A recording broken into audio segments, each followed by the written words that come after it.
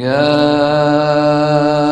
أيها الذين آمنوا اتقوا الله ولتنظر نفس ما قدمت لغد واتقوا الله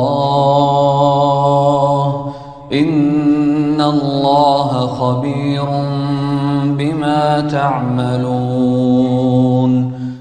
Dan tidak boleh kita bangga dengan amal orang lain, gak ada gunanya. Itu ayah saya baca Quran setiap malam. Ayahmu, kamu gimana? Hah? Itu ibu saya, suka bantu tetangga yang miskin. Ibumu, kamu?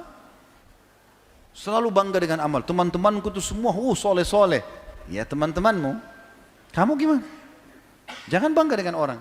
Makanya pepatah bahasa Arab mengatakan, laisal fata man yakulu kana abi kada wa kada. Bukan anak muda yang cerdas yang berkata dulu ayahku begini dan begitu. Walakinnal fata man yakulu ha ana dza.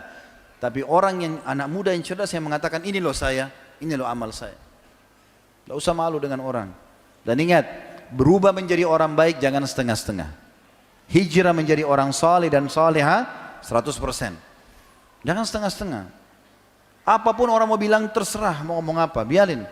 Ingat tadi perkataan Sufyan ats-Tsauri atau Hasan Basri mengatakan, sampai-sampai saya pernah bertemu dengan orang-orang sahabat dikira orang gila mereka, karena sibuk dengan amal soleh setiap hari. Tidak peduli dengan orang mau katakan apa terserah. Yang penting saya dan akhirat saya.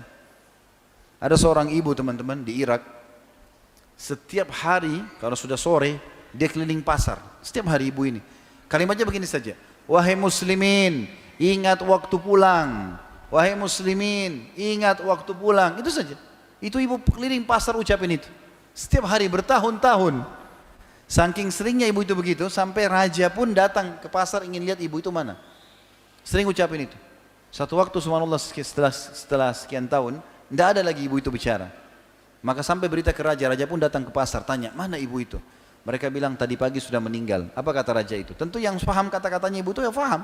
Yang tidak paham sudah kelewatan. Maka raja itu mengatakan sungguh ibu itu sudah punya persiapan banyak dan lama sebelum dia meninggal. Dia ingatkan orang.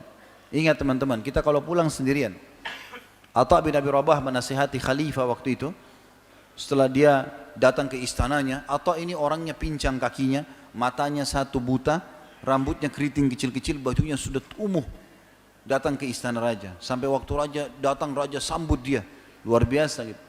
Orang-orang di sekitar raja lihat siapa orang ini, bajunya sederhana, pakainya pincang, matanya buta satu gitu loh. Tapi raja hormati sekali karena raja tahu kedudukannya. Begitu duduk dekat raja, raja bilang, apa wasiat anda?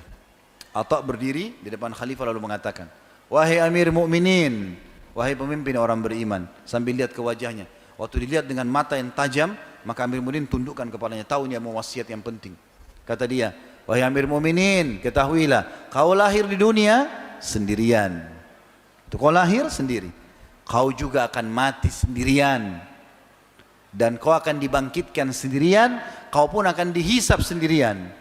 Demi Allah, semua di sekitarmu ini tidak bermanfaat buat kau. Ini semua dayang-dayangmu, kursi mewah, gak ada gunanya. Kau lahir sendiri, kau akan mati sendiri, kau akan dibangkitkan sendiri, kau akan dihisap sendiri. Tanggung jawab sendiri.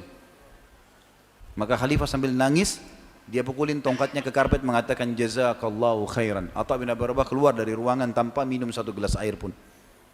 Orang-orang saleh begitu nasihatin orang, tidak ada urusannya dengan masalah dunia. Kemudian yang lainnya teman-teman sekalian, kata Nabi SAW tentang luasnya rahmat Allah bagi orang yang masih ingin dunia. Lihat bagaimana Nabi SAW sampaikan, man ardan nas bisakhatillah wakkalahu Allahu ilan nasi. Barang siapa yang membuat manusia ridha, tetapi di hal-hal yang buat Allah marah, maka Allah akan buat manusia membebani hidupnya. Jadi kalau haram, haram, nggak boleh, jangan lakukan. Walaupun seluruh orang tidak suka sama kita, tidak, ini haram, saya nggak boleh, tinggalkan. Siapa yang buat manusia ridha, haram tapi nggak apa-apa dia lakukan, walaupun Allah marah, maka Allah akan buat manusia menindasnya. Wa man askhatan nas biridallah kafahu Allahu ma'unatan nas.